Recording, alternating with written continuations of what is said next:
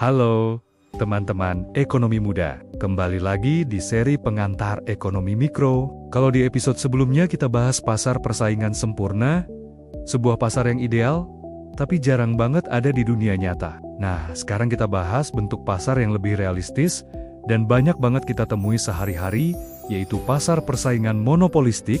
Pasar persaingan monopolistik adalah struktur pasar di mana ada banyak penjual dan pembeli, tapi produknya berbeda-beda. Ini yang disebut diferensiasi produk. Artinya, setiap penjual menawarkan produk yang mirip tapi tidak sama persis. Contohnya apa? Coba pikirkan kopi sachet. Ada Nescafe, kapal api, Good Day. Semuanya soma-soma kopi, tapi rasa, kemasan, dan brandingnya beda. Atau contoh lain seperti produk skincare, sepatu, mie instan, bahkan rumah makan bakso, semua bersaing. Tapi masing-masing punya ciri khas sendiri. Supaya makin jelas, kita bedah ciri-cirinya. Pertama, ada banyak penjual dan pembeli. Jadi pasar tetap kompetitif. Gak didominasi satu pemain besar saja. Kedua, produk terdiferensiasi. Ini poin kuncinya. Setiap produsen berusaha bikin produknya kelihatan beda. Entah lewat rasa, kemasan, merek, atau pelayanan. Ketiga, harga bisa sedikit dikendalikan. Karena produk punya keunikan, penjual bisa menentukan harga yang sedikit lebih tinggi dari pesaingnya. Keempat, masuk dan keluar pasar relatif mudah. Siapapun bisa ikut jualan, asalkan punya ide atau strategi yang berbeda untuk menarik konsumen. Dan yang kelima, ada persaingan non-harga. Artinya, mereka nggak cuma bersaing soal harga murah, tapi juga lewat iklan, promosi, kualitas, dan branding yang kuat. Contoh, di kehidupan nyata banyak banget di sekitar kita. Misalnya restoran cepat saji, coffee shop, produk fashion, sampai aplikasi digital. Setiap bisnis ini berusaha menciptakan identitas yang unik, biar pelanggan punya alasan kuat untuk memilih mereka. Coba deh, kenapa kamu mungkin lebih memilih beli kopi di Starbucks, padahal kopi di warung kopi sebelah, harganya jauh lebih murah?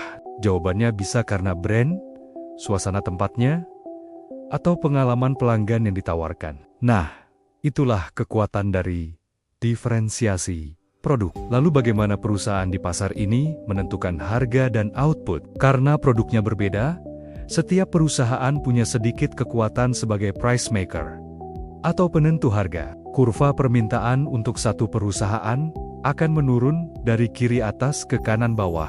Artinya, kalau harga naik, permintaan memang turun, tapi tidak langsung hilang begitu saja, karena ada pelanggan yang loyal untuk menentukan berapa banyak yang harus diproduksi agar untung maksimal. Perusahaan tetap memakai prinsip emas ekonomi, yaitu saat marginal revenue sama dengan marginal cost, atau MR sama dengan MI. Sekarang kita bicara soal laba. Dalam jangka pendek, perusahaan di pasar monopolistik bisa banget memperoleh laba supernormal. Ini terjadi karena produknya unik dan sedang diminati banyak orang. Tapi, keuntungan besar ini biasanya tidak bertahan lama. Dalam jangka panjang, laba tersebut akan cenderung berkurang kembali ke tingkat normal. Kenapa? Karena melihat ada keuntungan, banyak pesaing baru akan masuk ke pasar. Ingat kan, masuk pasar ini relatif mudah. Selain itu, diferensiasi produk yang tadinya unik lama-lama mulai ditiru oleh pesaing. Akibatnya, persaingan makin ketat, dan laba yang tadinya besar pun perlahan terkikis. Salah satu hal paling menarik di pasar ini adalah persaingan non-harga. Kalau di pasar persaingan sempurna harga itu adalah segalanya, di pasar monopolistik, perusahaan justru lebih sering bersaing lewat promosi dan inovasi. Kamu pasti sering lihat kan, ada promosi beli 2 gratis. 1, atau kemasan baru, isi lebih banyak, sampai rasa baru yang dijamin bikin nagih.